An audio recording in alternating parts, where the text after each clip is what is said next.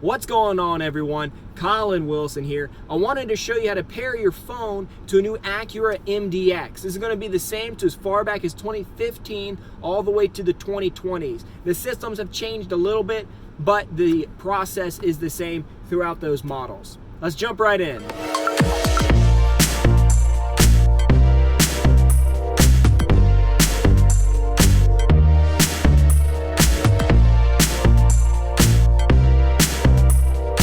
Alright, so the first thing you're going to want to do is go to the phone menu, which is located here below the touch screen. We'll go ahead and select that.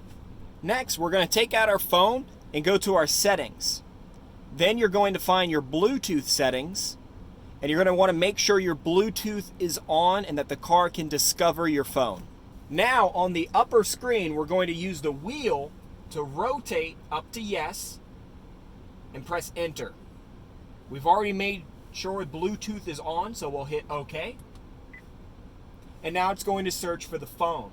And remember, you have to leave your phone open on that Bluetooth settings menu, otherwise the car can't find your phone. And there we go.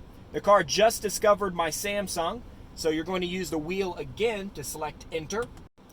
Now the car wants to make sure that the number on your phone, which you can see there, is the same as the number on the screen.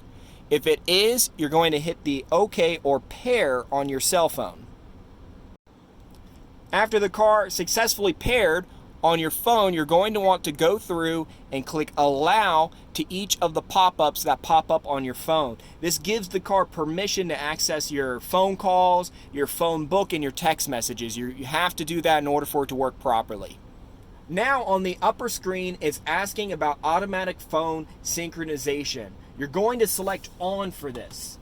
That way, every time you get in the car, the phone's going to automatically connect to your phone book and your call history, so everything's correct in the system.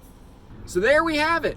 Now that my phone is connected to the car, I can get all my phone calls, my text messages, and all of that over the car without taking my eyes off the road. If you found this instructive, give me a thumbs up. If you've got any questions, leave them in the comments below. I'll try to get to you as best that I can. If you've got another model Acura, definitely let me know if you need any instructions on that as well. I'll help you out with that. Till then, I'll see you next time. Thank you for watching.